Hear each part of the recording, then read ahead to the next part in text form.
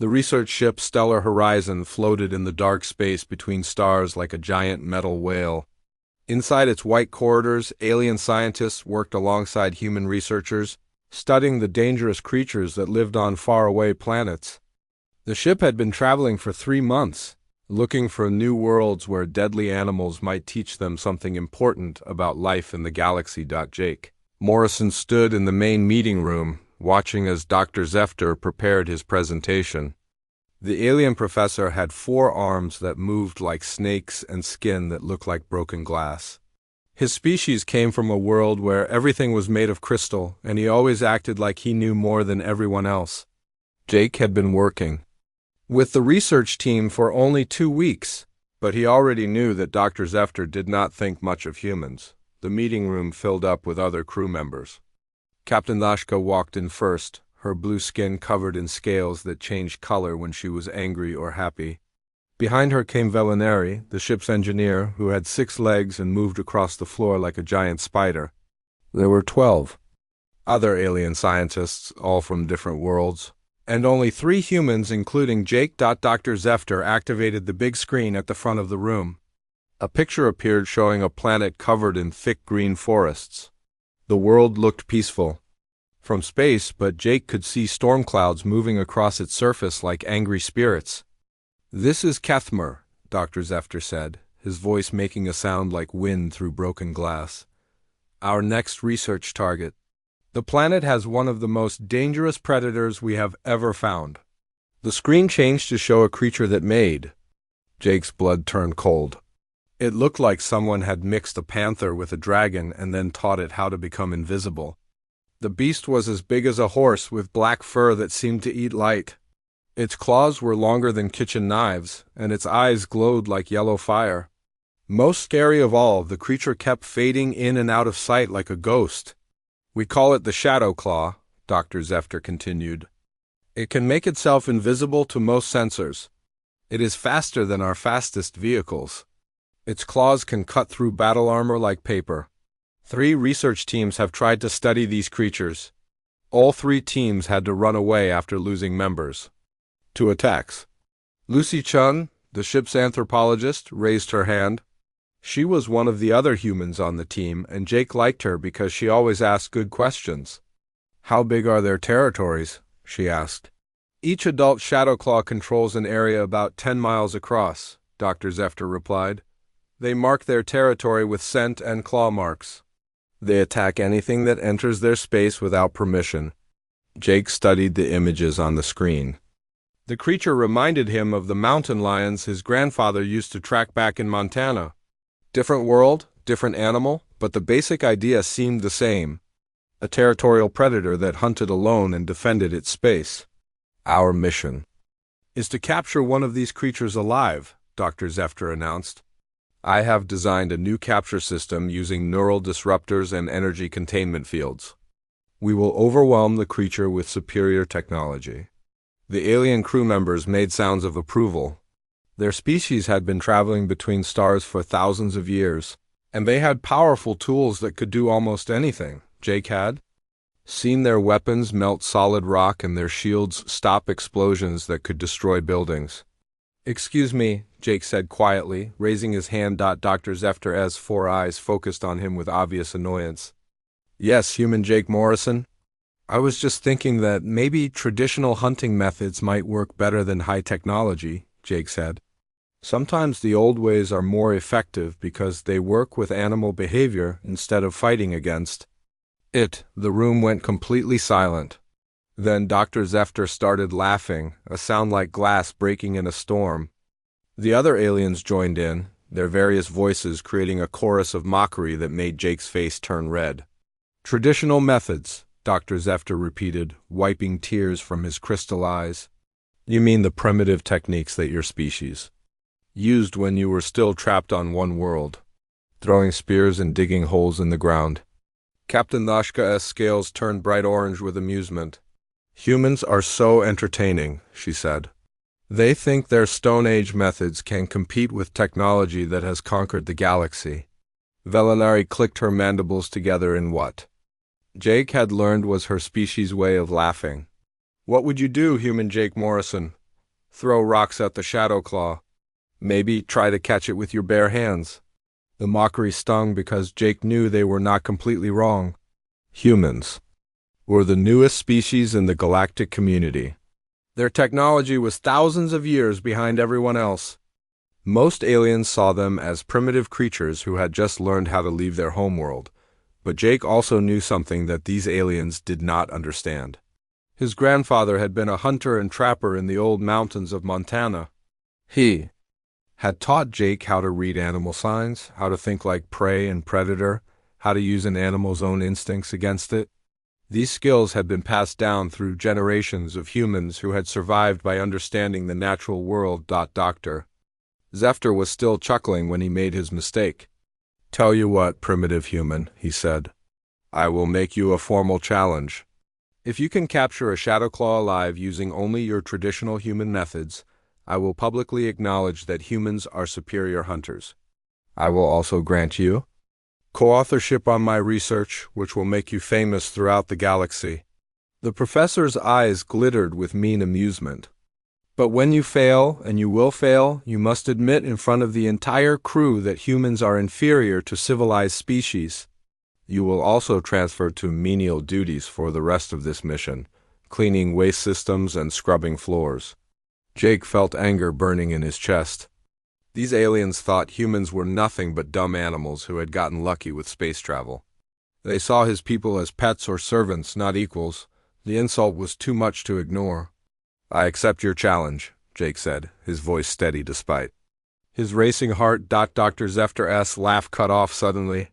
He had been joking, trying to humiliate the human, but Jake had called his bluff.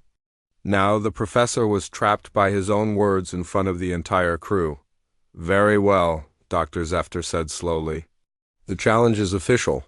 We will both attempt to capture a shadow claw on Kethmor. You may use only traditional human methods. No advanced technology, no weapons beyond what your ancestors might have carried. If you succeed where I fail, you win. If you fail, you accept the consequences." Captain Lashka's scales turned purple with interest. "This should be educational," she said. "We will all learn something about human limitations." Jake nodded, knowing he had just bet his future on skills he had learned as a child in the Montana wilderness.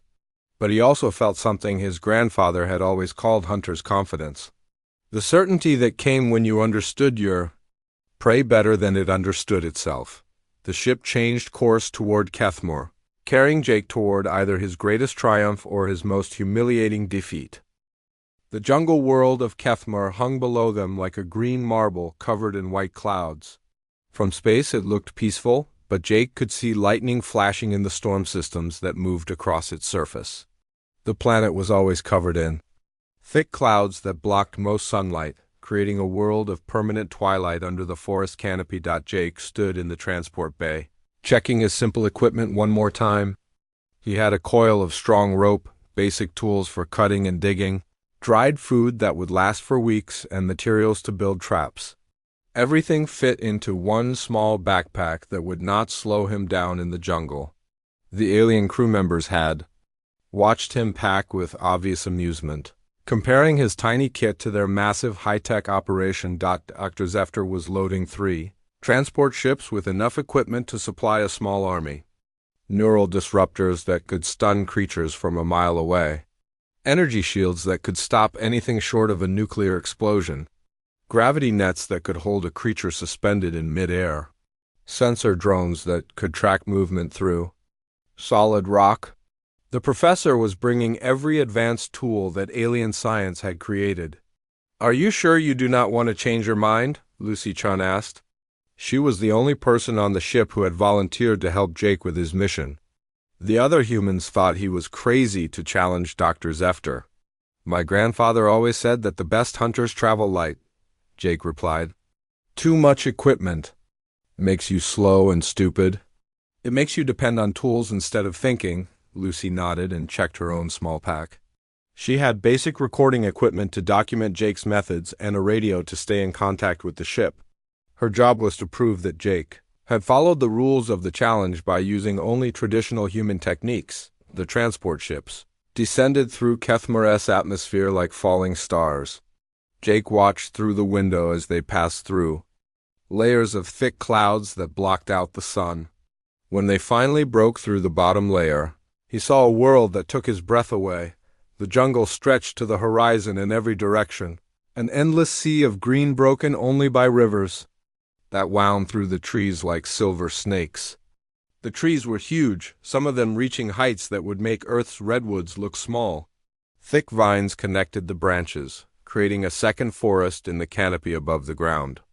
Everything was wet from constant rain and mist rose from the jungle floor like smoke. Dr. Zefter's team set up their base camp in a clearing near a river. Within hours, they had built a small city of force field generators, sensor arrays, and control stations. Their equipment hummed with power, and lights flashed as computers analyzed data from across the jungle.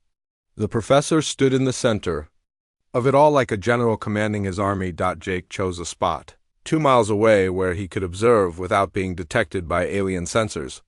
He built a simple shelter using branches and leaves, something that would keep him dry but could be abandoned quickly if needed. His camp was invisible from the air and left almost no trace on the environment. The first 3 days were spent learning about his enemy. Jake moved through the jungle like his grandfather had taught him, stepping carefully and watching for signs.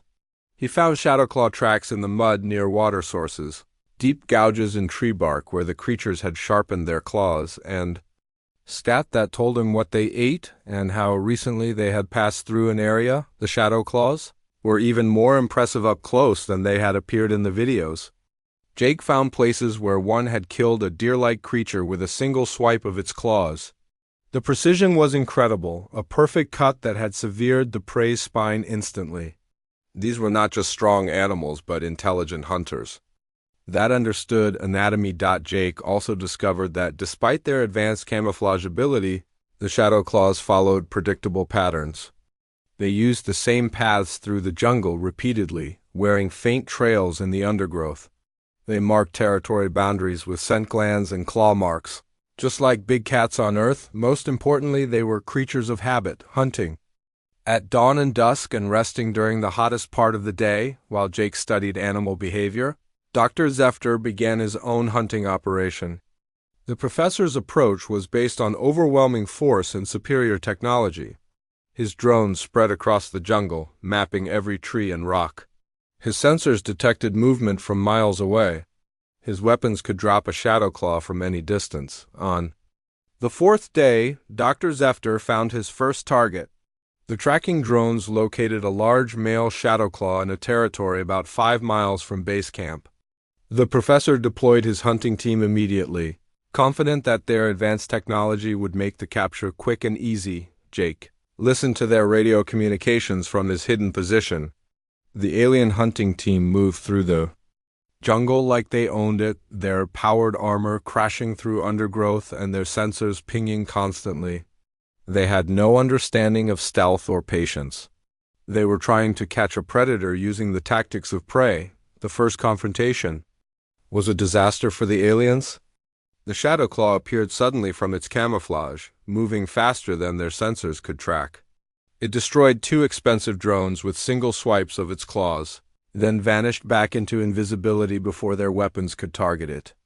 The creature had studied the aliens just as they had studied it, and it had learned to use their technology against them. Dr. Zefter's team spent the next 2 days chasing shadows through the jungle. Every time they thought they had cornered the creature, it would strike from an unexpected direction, destroy more equipment, and disappear. The shadowclaw was playing with them, using their predictable tactics and loud movements to stay one step ahead. Jake watched the alien operation fall apart with growing confidence. Dr. Zefter was making every mistake that human hunters had learned to avoid over thousands of years. He was fighting the animal instead of understanding it. He was using force where patience would work better. He was trying to impose his will on a creature that had evolved to survive in this exact environment. Meanwhile, Jake continued his careful study of shadowclaw behavior. He learned that they were territorial but not mindlessly aggressive. They would avoid fights they could not win, preferring to drive off intruders rather than kill them unless absolutely necessary. They were intelligent enough to recognize threats and brave enough to defend their homes, but smart enough to pick their battles. Jake also discovered that the creatures had a weakness that Dr. Zefter's technology could not exploit: the shadow claws. Were social animals that lived alone but maintained contact with neighbors through scent marking and territorial displays. They were deeply concerned with status and dominance, constantly checking to make sure their boundaries were respected. This gave Jake an idea for a trap that would use the animal's own instincts against it. Instead of trying to overpower a shadow claw, he would trick it into coming to him voluntarily. Instead of fighting its natural abilities, he would use its territorial nature to predict exactly where it would go and when. On the seventh day, Dr. Zefter's expensive operation collapsed completely. The shadow claw had led his team into a swamp, where their heavy equipment became stuck in the mud. While they struggled to free their vehicles, the creature systematically destroyed their remaining drones and sensor arrays. The professor was forced to retreat to base camp with nothing to show for his efforts, except damaged pride and broken equipment. Jake began building his traps the same day that Dr. Zefter admitted his first failure. But unlike the alien professor, Jake was not trying to capture the same shadow claw that had humiliated the high-tech hunting team. Jake had found a different target, a younger male whose territory bordered the area where he had been observing. The trap Jake designed was based on principles his grandfather had learned from Native American hunters. It used the animal's own behavior patterns to guide it into a capture zone without the creature realizing it was being led. The key was patience and understanding, not force and technology. Jake spent 3 days preparing his trap site, working slowly and carefully to avoid leaving any sign that might warn his target. He used techniques that had been passed down through generations of human hunters, methods that worked because they were based on deep understanding of how predators think and behave. Lucy documented everything Jake did, recording his methods for the official record. She was amazed by how much thought went into what appeared to be simple preparations. Every stick Jake placed in every path he chose had a specific purpose based on animal psychology and jungle geography. By the 10th day, Jake was ready to begin the most dangerous part of his plan. He would have to enter the Shadow Claw's territory and convince it to follow him into the trap. Unlike Dr. Zefter's team, Jake would not be wearing armor or carrying advanced weapons. He would have only his knowledge and his grandfather's teachings to keep him alive. Dr. Zefter refused to give up after his first failure. The alien professor spent 2 days rebuilding his hunting operation with even more advanced technology. He brought down orbital scanners that could see through solid rock, electromagnetic pulse generators that could disable any electronic camouflage, and neural dampening fields that would make it impossible for the Shadow Claw to think clearly. 6 alien specialists joined his new hunting team, each one an expert in capturing dangerous creatures from across the galaxy. They wore powered armor that could stop plasma blasts and carried weapons that could stun a creature from 3 miles away. Their plan was simple and brutal: find the Shadow Claw, overwhelm it with firepower, and drag it back to the ship in an energy cage. Jake watched the alien expedition march into the jungle like an army going to war. Their equipment made so much noise that every animal for miles around knew they were coming. Their sensors pinned constantly, sending out signals that announced their location to anything with ears. They moved in a straight line toward their target, crushing everything in their path, the same Shadow Claw that had humiliated Dr. Zefter's first team was waiting for them. The creature had learned from their previous encounter and was ready for round 2. Jake monitored the alien radio channels from his hidden position, listening as the hunt began. "Target acquired," reported the team leader, a blue-skinned warrior named Kethful. "Shadow Claw is in Sector 7, approximately 2 kilometers from our position." "Deploy containment field," Dr. Zefter ordered from his command post. "Surround the creature and force it toward the capture zone." The alien team spread out in a wide circle, their sensors tracking the invisible predator as it moved through the jungle. Energy barriers sprang up between the trees, creating walls of force that would channel the Shadow Claw toward a predetermined location. Everything was going according to the professor's plan. Then the creature struck back. The Shadow Claw had a natural ability that Dr. Zefter's research had missed. Its claws could generate a localized electromagnetic pulse that destroyed electronic equipment on contact. The creature appeared suddenly behind the alien team's left flank, its claws sparking with electrical energy as it slashed through their sensor array. "Equipment failure in Sector 4, Kethville reported, his voice tight with alarm. "Primary sensors are down." The Shadow Claw vanished before their weapons could target it, fading back into its natural camouflage. The alien team regrouped and tried to re-establish their containment field, but the creature struck again from a different direction. This time it destroyed their communication relay, cutting off contact with half the hunting team. Dr. Zefter watched his carefully planned operation fall apart in real time. The Shadow Claw was not just avoiding his traps but actively destroying them, targeting the most important equipment with surgical precision. The creature was fighting like a military tactician instead of a wild animal. "Fall back to defensive positions," the professor ordered. "Regroup and try the neural dampening approach." The alien team activated their most powerful weapon, a field generator that would make it impossible for the Shadow Claw to concentrate or plan attacks. The invisible dome of energy spread out through the jungle, affecting every living creature within its range, but the Shadow Claw had already adapted to this tactic. Instead of fighting the neural field directly, it led the alien team into a section of jungle where the thick canopy interfered with their equipment. The creature used the natural environment to break up their formation, forcing them to spread out where they could not support each other. One by one, the alien specialists found themselves isolated and under attack. The Shadow Claw would materialize just long enough to destroy a piece of equipment or disable a team member's armor, then vanish again before reinforcements could arrive. It was patient and methodical, wearing down the hunting team through hit-and-run tactics. Kethville was the first to fall. His powered armor failed when the Shadow Claw's claws sliced through his power supply, leaving him helpless in the jungle. The creature could have killed him easily, but instead just disabled his equipment and moved on to the next target. Two more specialists lost their weapons to precisely aimed electromagnetic pulses. Another had his armor locked up when the Shadow Claw somehow triggered a malfunction in his control systems. Within 6 hours, Dr. Zefter's hunting team was retreating in complete disorder, abandoning millions of credits worth of equipment in the jungle. The professor himself barely escaped when the Shadow Claw appeared directly in front of his command vehicle. The creature studied him for a long moment with its glowing yellow eyes, as if memorizing his scent for future reference. Then it faded away into invisibility, leaving Dr. Zefter shaking with fear and humiliation, while the alien expedition collapsed in spectacular failure. Jake was implementing his own plan with quiet confidence.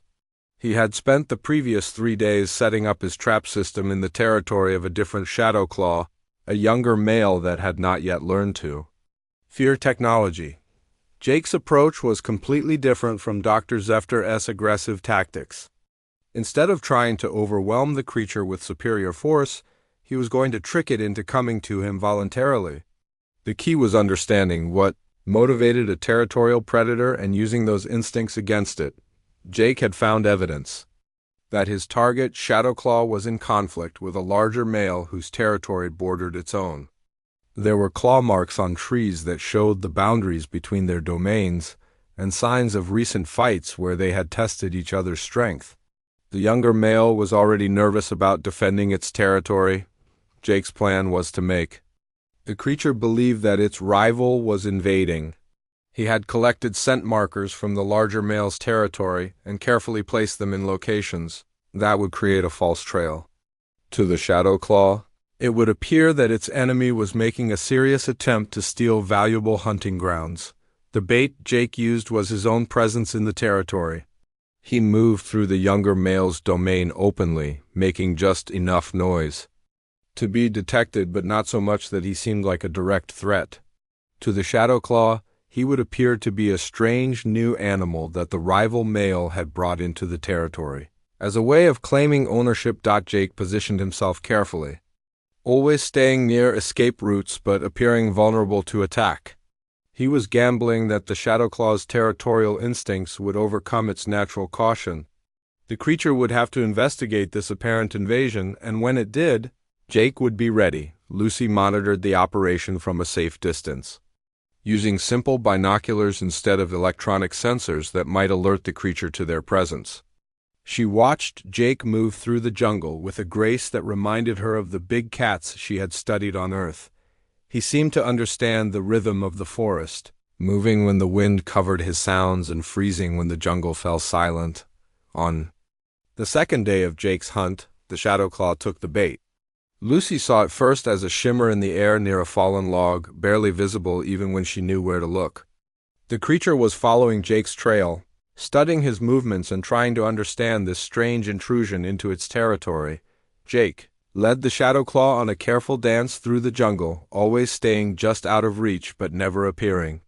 To flee, he used fallen trees and thick undergrowth to break the creature's line of sight, forcing it to rely on scent and sound to track him.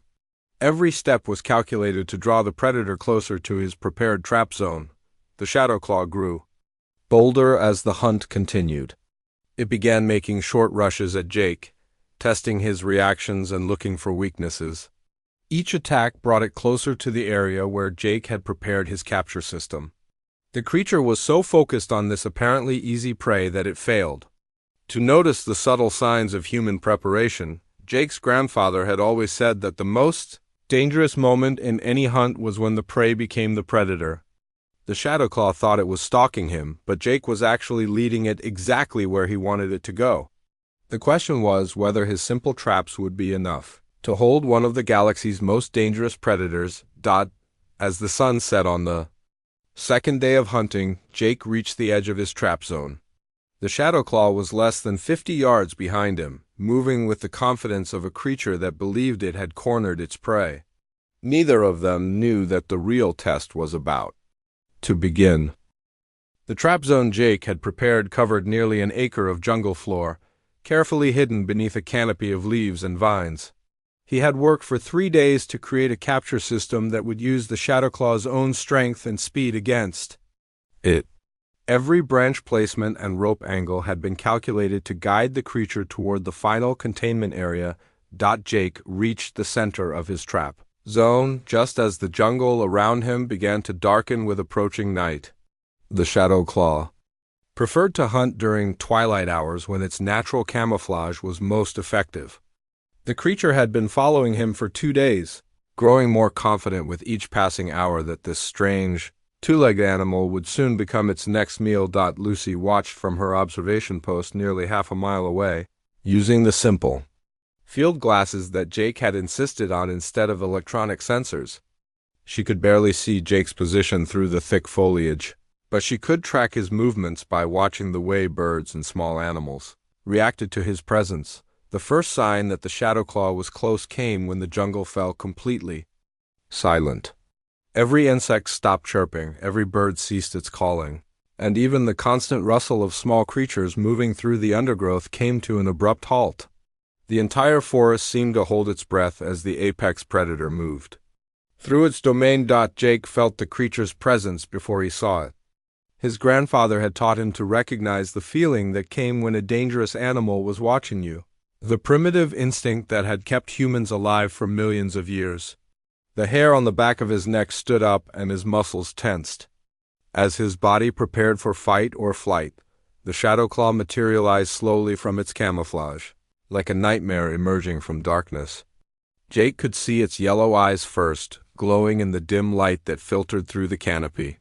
Then the outline of its body became visible, a shape that seemed to absorb light rather than reflect it. The creature was even larger than the videos had suggested, easily weighing 400 pounds of pure muscle and predatory intelligence. Jake began moving toward his final position, a carefully chosen spot where several of his trap lines converged. He walked slowly and deliberately, not trying to run but not appearing completely helpless either. The key was to make the Shadowclaw believe it was in complete control while actually leading it exactly where he needed it to go.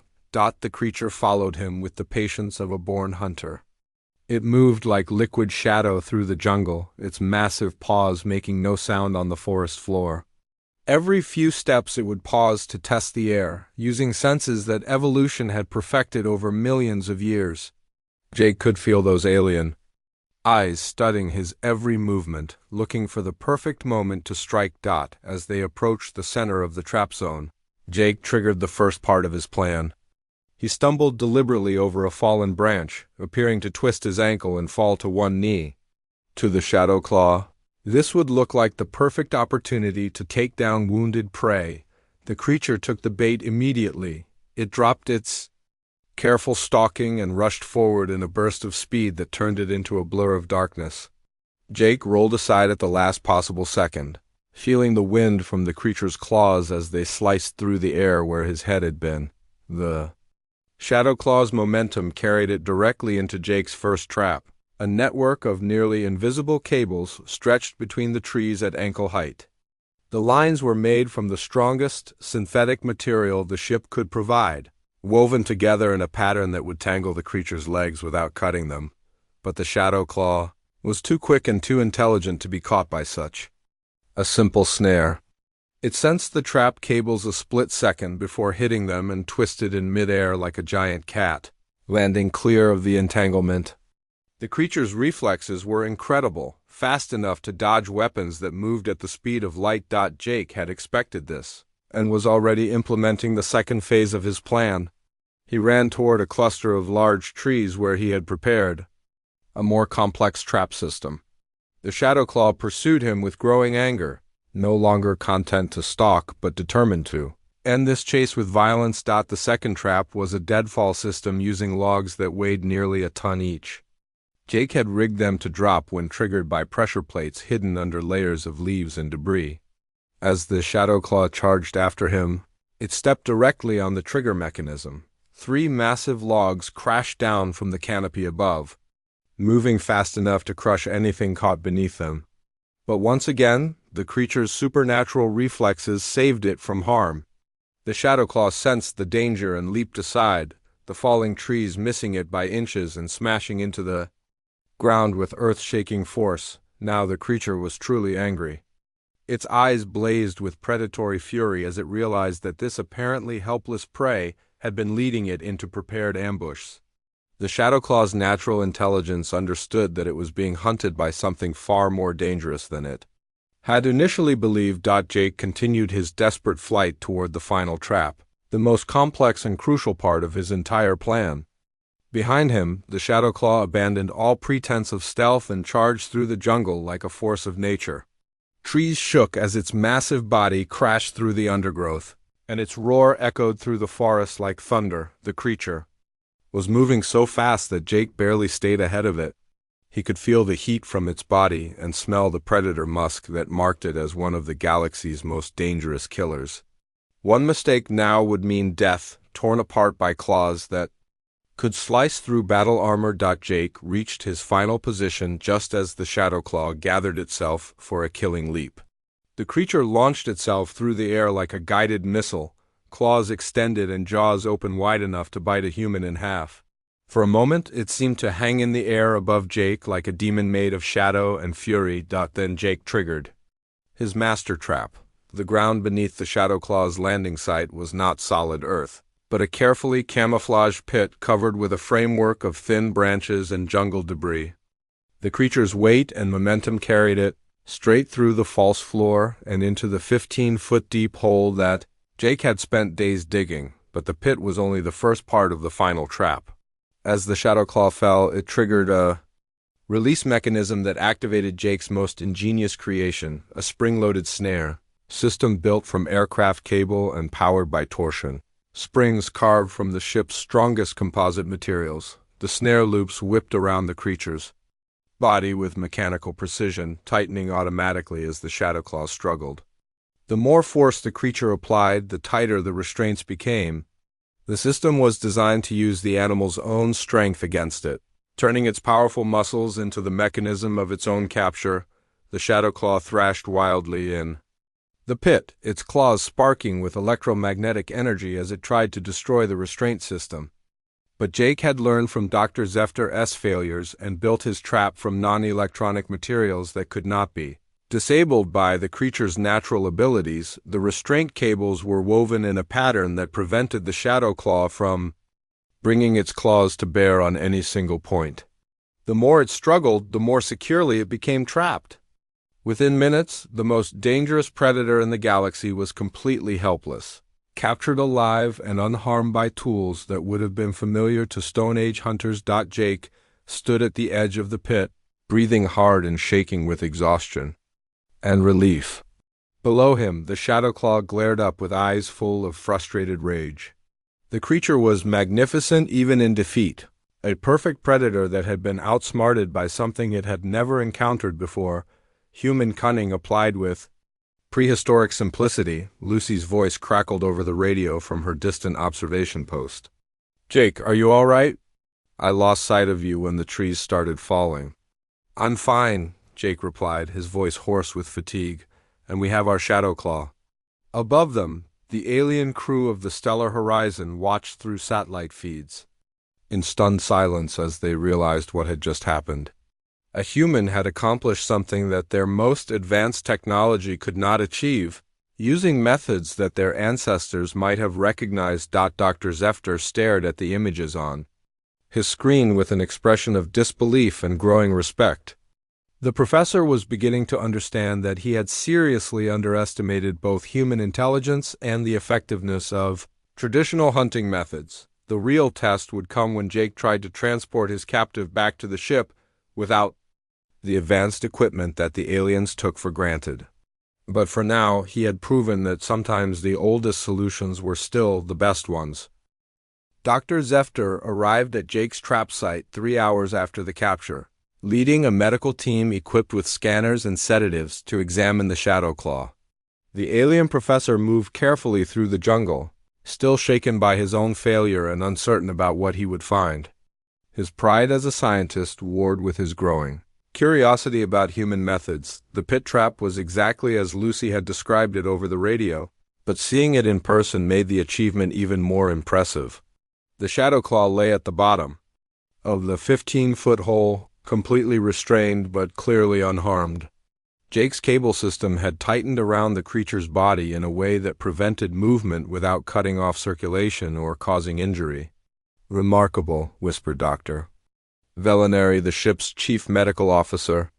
She was a spider-like alien with sensitive instruments built into her 6 arms, and her scanners showed that the Shadow Claw was in perfect health despite its capture.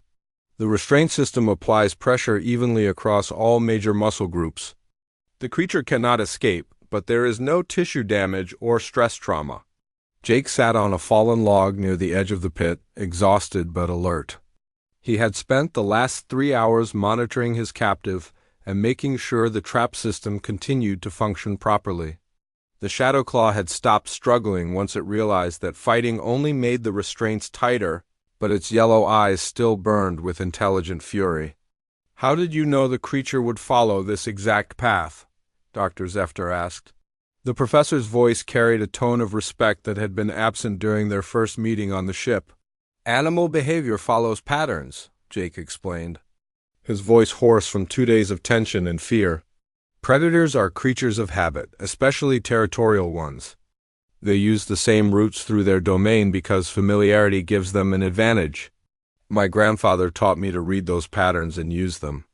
Dr. Zefter studied the trap system with his 4 eyes, trying to understand how such simple materials could accomplish what his advanced technology had failed to achieve.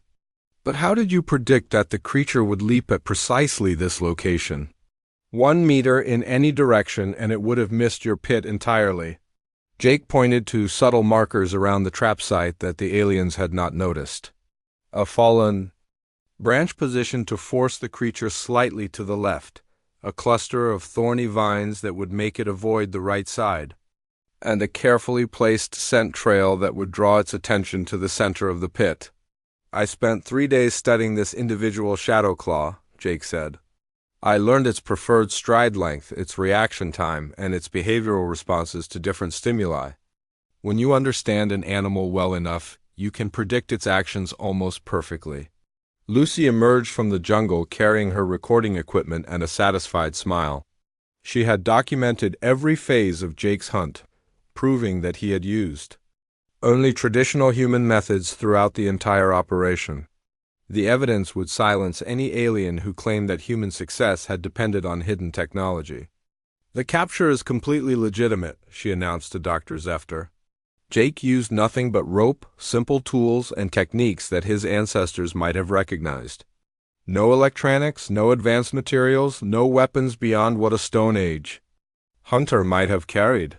Captain Noshka's voice crackled over the radio from the ship above. "Dr. Zefter, we need to transport the specimen to our research facilities immediately. How long will your team require to prepare it for movement?" The professor looked uncertainly at Jake's restraint system. His own capture methods relied on energy fields and anti-gravity platforms that could move a sedated creature with ease. But Jake's primitive trap was built into the ground and could not be easily relocated. "I can modify the restraint system for transport," Jake offered. "But we'll need to do it carefully to avoid injuring the animal. Shadow Claws are intelligent creatures that deserve our respect, even in captivity." Jake spent the next 2 hours working with the alien medical team to transfer the Shadow Claw from his pit trap to a more portable containment system. The process required patience and skill, as any mistake could either injure the creature or allow it to escape. Jake's calm confidence impressed the aliens, who had expected human methods to be crude and brutal. When the Shadow Claw was finally secured in the ship's research bay, Dr. Zefter called the entire crew together for the formal conclusion of their challenge. The alien professor stood before his colleagues with an expression that mixed humiliation with genuine scientific curiosity. "I have lost our challenge," Dr. Zefter announced, his crystalline voice carrying clearly through the meeting room. "Human Jake Morrison has successfully captured a Shadow Claw using only traditional methods, while my own advanced technology failed completely. According to our agreement, I must acknowledge that humans are superior hunters." The alien crew members made various sounds of surprise and interest. Some seemed disappointed by their colleagues' failure, but others appeared genuinely curious about human capabilities. Captain Noshka's scales shifted to a thoughtful purple color as she processed this unexpected development. "However, Dr. Zefter continued, I believe we have all learned something far more important than who won a simple contest. Human methods are not primitive or inferior, as we assumed. They are sophisticated techniques based on principles that our technology has overlooked." Jake stood to address the gathering, feeling strange to be the center of attention among beings from across the galaxy. "Dr. Zefter, I don't want to claim that humans are superior to anyone. What I've learned is that different approaches can work together instead of competing against each other." The professor's 4 eyes focused on Jake with genuine interest. "Please explain what you mean by this cooperation." "Your technology is incredible," Jake said, gesturing toward the advanced equipment that surrounded them. "You have tools that can do things my grandfather never imagined, but sometimes those tools make you forget the basic principles that govern animal behavior. My methods work because they're based on understanding how creatures think and react." Dr. Velinari raised one of her 6 arms. "Are you suggesting that we combine traditional human techniques with our advanced technology?" "Exactly," Jake replied. "Your sensors could gather information about animal behavior patterns faster than I ever could by tracking them personally. Your computers could analyze that data and predict creature movements with incredible accuracy. But the understanding of what motivates an animal, what makes it choose one path over another, that knowledge comes from thousands of years of human hunting experience." Dr. Zefter was quiet for a long moment, his crystalline features reflecting the room's lights as he considered Jake's words. When he finally spoke, his voice carried a tone of scientific excitement that had been missing since his failure in the jungle. "You are proposing a new field of study," the professor said, "combining the wisdom of traditional hunting methods with the power of modern technology. This could revolutionize how we approach wildlife research across the galaxy." "Captain," Voshka's scales brightened to an enthusiastic yellow, The Galactic Science Council would be very interested in such research. Human perspectives on predator behavior could be valuable to scientists from many worlds. Jake felt a surge of pride that had nothing to do with winning the challenge. His grandfather's teachings, passed down through generations of Montana hunters, were being recognized as valuable knowledge by some of the most advanced minds in the galaxy. "I have a proposal," Dr. Zefter announced. "Rather than simply granting Jake co-authorship on my research, I would like to establish a new department. Aboard this ship, the Office of Traditional Technologies, with human Jake Morrison as its first director, the alien crew members made sounds of approval, their various voices creating a harmony of agreement. Even those who had initially mocked human methods now seemed eager to learn from Jake's success. "We could develop training programs," suggested Dr. Velinari, "teaching alien scientists to understand animal psychology the way humans do, while showing humans how to apply their knowledge using our advanced tools." Lucy stepped forward with an anthropologist's enthusiasm for cultural exchange. "This could be the beginning of true cooperation between human and alien science. Not one species dominating the other, but different approaches working together to achieve better results." Jake looked around the meeting room at faces from a dozen different worlds, all of them focused on him with respect and genuine interest. The same aliens who had laughed at his primitive methods were now eager to learn from them. "My grandfather always said that the best hunters never stop learning," Jake said. "I'd be honored to teach what I know, and I'm excited to learn what all of you can share with me." Dr. Zefter extended one of his 4 hands toward Jake in a gesture of respect that crossed species barriers. "Then let us begin a new kind of hunt, human Jake Morrison. A hunt for knowledge that combines the wisdom of your ancestors with the discoveries of our future." Jake shook the alien professor's crystalline hand, feeling the strange texture of skin that had evolved under a different sun. In the research bay below them, the Shadow Claw rested comfortably in a containment system designed using both human understanding and alien technology.